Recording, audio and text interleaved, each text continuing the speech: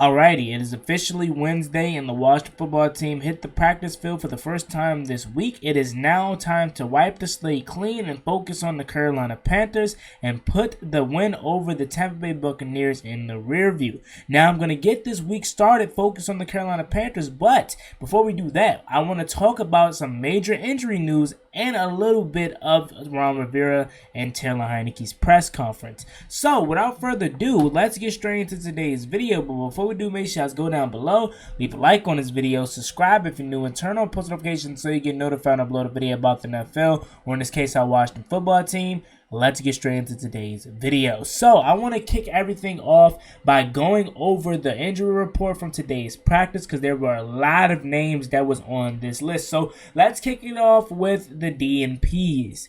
Offensive tackle Sadiq Charles did not practice today. He is dealing with some sort of illness, so hopefully he can get that figured out. Cornerback Kendall Fuller didn't practice today because he's dealing with a knee. That is not a good sign, because I wonder if he suffered this injury in the game versus the Tampa Bay Buccaneers. I don't remember him coming out of the game, or is this something that he's been dealing with for a couple of weeks now? And this may be something that's new, because again, I haven't been seeing Kendall Fuller on the injury report. Maybe I'm just missing his name, but that's not a good sign. He's dealing with a knee injury. We need Kendall Fuller. We're already thin at the cornerback position as already. So moving on to the next guy, this is obvious. Wide receiver Curtis Samuel didn't practice.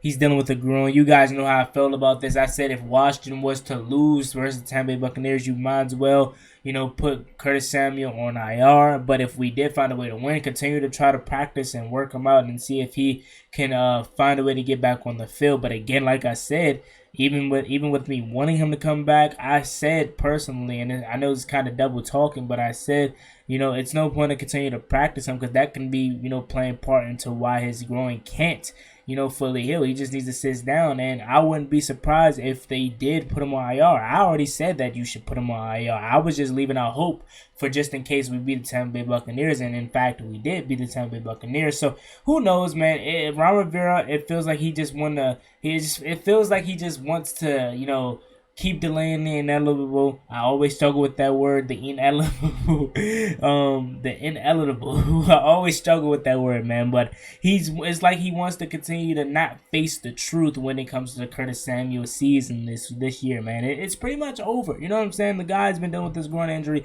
for about 9 months now, and it's crazy that we're continuing to try to force it, because obviously it's not working. And so moving on to the next guy, tight end Ricky Seals-Jones dealing with the hip. He didn't practice today.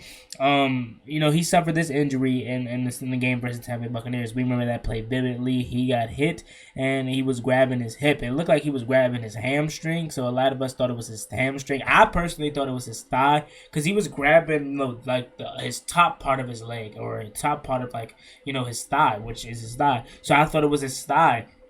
And it turns out that it was a hip that he re-aggravated, that he had an injury early in the season. So hopefully he is okay, because we need him. You know what I'm saying? We're already thin.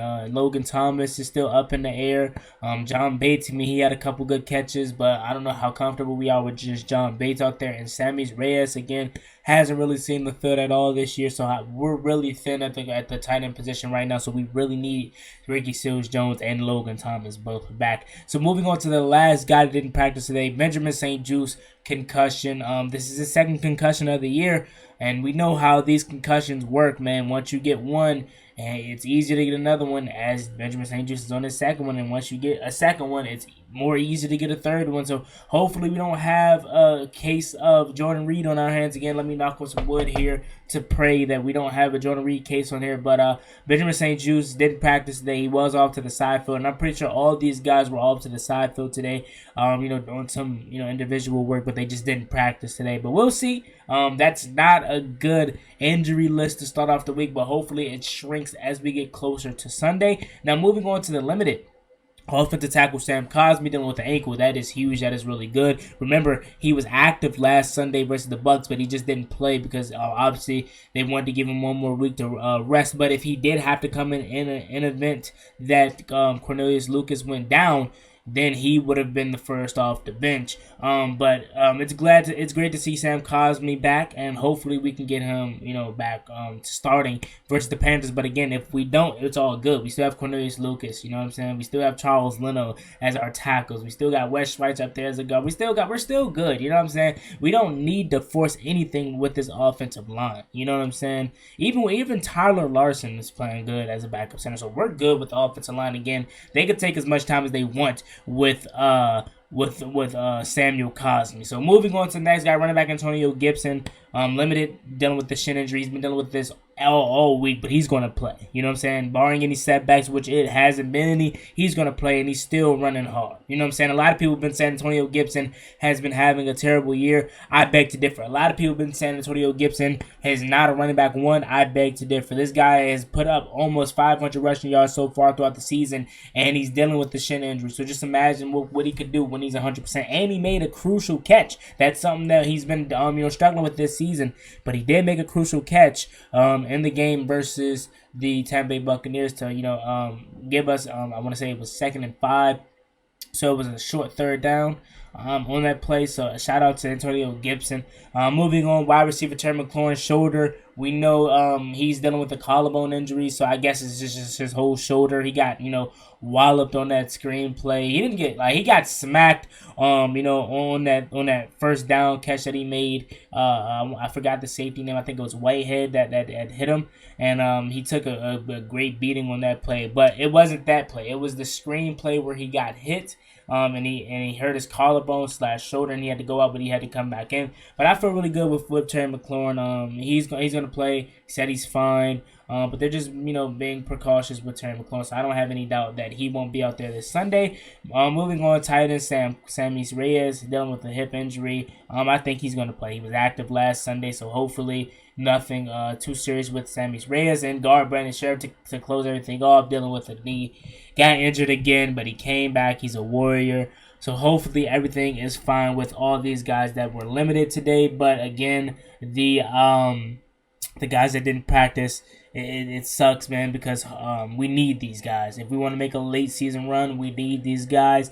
So hopefully nothing is too out of the ordinary with the DNPs. The only person that I could pretty much, obviously, write down is not playing is Curtis Samuel. You know what I'm saying? That's the only guy, but hopefully everybody else is good to go. We were going to go over the press conferences today, but I decided to not do that and hold that off for another video and just keep this solely focused on the injury report. Let me know how you guys feel about it. Where are you at with your stance on the Washington football team's injury report as of Wednesday? Hopefully this thing shrinks down as we get closer to facing the Panthers on Sunday.